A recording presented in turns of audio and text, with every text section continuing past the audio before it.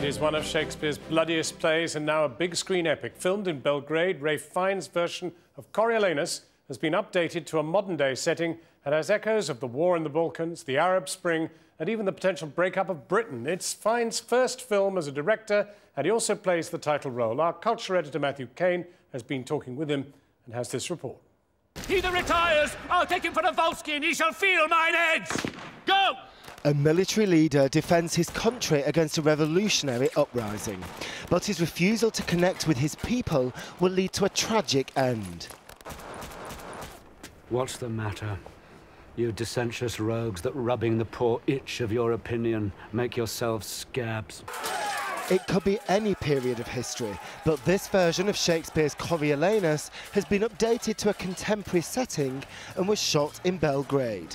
It's the parallels between Shakespeare's original setting and today which first attracted actor-director Ralph Fiennes. It's one of Shakespeare's most politically active plays in the questions that it asks. It's quite confrontational, which I like. I think it challenges an audience, but I think I'd played it 11 years ago, and I think in playing it, I came to feel that it would have something to say to a modern audience. There's so many events in it, things happening in it, continual war, conflict, economic uncertainty, a population that is unhappy with the authority that rules it. What Ralph's film brings out that's latent in the Shakespeare, but not strongly present in the Shakespeare, is an element of racial conflict. And I think setting the film in the Balkans really foregrounds that element of racial conflict. And where it particularly resonates, partly because of the Scotland versus England confrontation that you get implicitly between Ralph and Gerard Butler, is the current Balkanization of Britain threat. I'll fight with none but thee, for I do hate thee. We hate alike. Of course, there are always plenty of revivals of Shakespeare, both on screen and on the stage. But this year, there'll be even more than usual.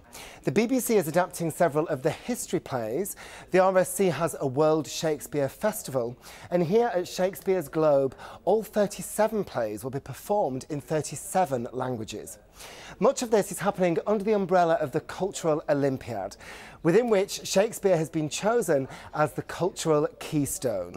The director of the Cultural Olympiad says a focus on Shakespeare even formed part of our bid for the Olympics. One of the moving things about this great festival of Shakespeares from around the world is that communities here, who also come from around the world, all take Shakespeare to their hearts. And we can, as a country, we can express ourselves as a culturally diverse nation through Shakespeare and through the different themes of his plays. Coriolanus, must I call thee? Do you think it's appropriate for us to, in this year of celebrating our national identity, to look back towards Shakespeare as the centrepiece for these celebrations? Well, you say look back, but for me, Shakespeare's really contemporary.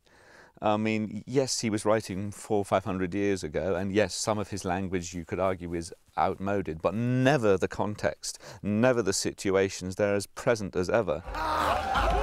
Perhaps fittingly, the Shakespearean celebrations within the Cultural Olympiad begin on the bard's supposed birthday, St. George's Day.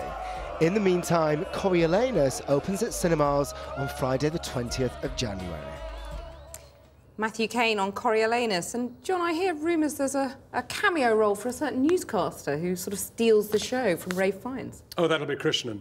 Oh, right, of course.